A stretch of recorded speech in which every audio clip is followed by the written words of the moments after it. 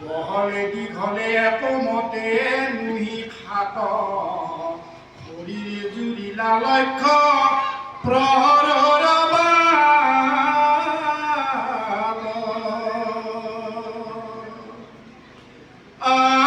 ফুলন্তৰ অংগ জাংগ দেখন্তে সুঠান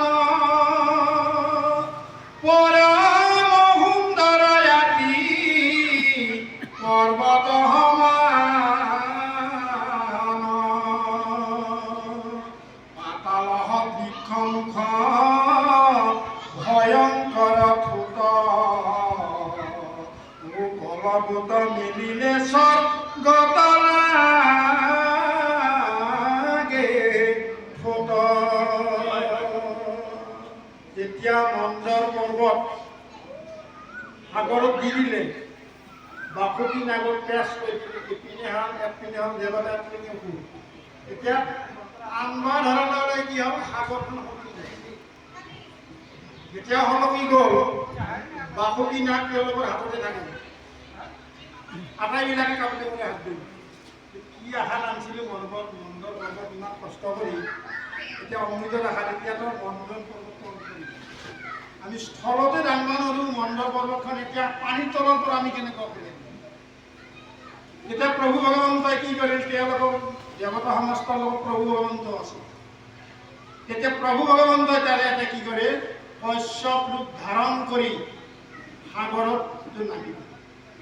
এতিয়া কশ্যপ ৰূপ যিটো বৰ্ণনা সেইটো কৈছে হেন শুনি নাৰায়ণে মনে কৰি যক একৰূপে তেতিক্ষণে ভৈলন্ত কশ্যপ বহলে দীঘলে একমতে নুই খাপ শৰীৰে জুৰিলা লক্ষ্য প্ৰহৰৰ বাক। ইমান প্ৰকাণ্ড শৰীৰ কশ্যপ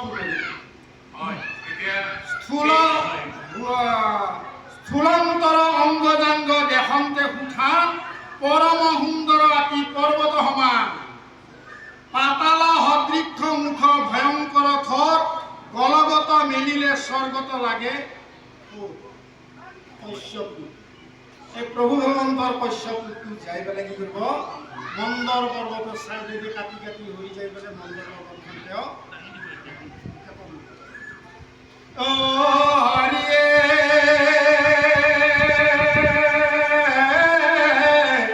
আৰে দেখি মহাভয় ভৈল যত দেবাহুৰা নাকৰ নিশ্বাস উৰাই গৈল কত দূৰ গাঁও মুড়ি দিয়া মহা কুৰ্মে তুলি হামি ভূৰতে বেত সাগৰৰ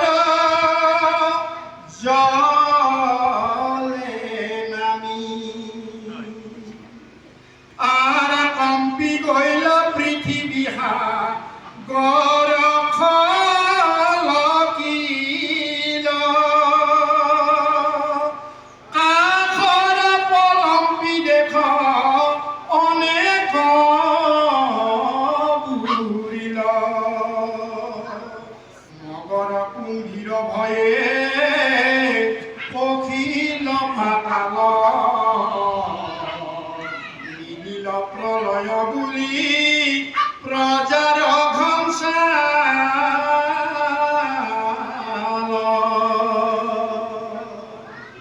কশ্যপক দেখা পোৱাৰ লগে লগে সাগৰৰ তলত যিবিলাক জীৱ জন্তু থাকে তেওঁলোকে ভয়তে আতংকিত হৈছে। হৰিয়ে আরে মন্দর হোক কশ্যপেখে নেকে পাইলা ভেদ ও কাটি কুটি করি পাশে ভৈলা তার হেত ধরি তুলি কশ্যপে ঊর্ধ্বক ডাঙ্গ দিলা মন্দৰ পৰ্বত পুঙ্গ ও যেন উপঙ্গী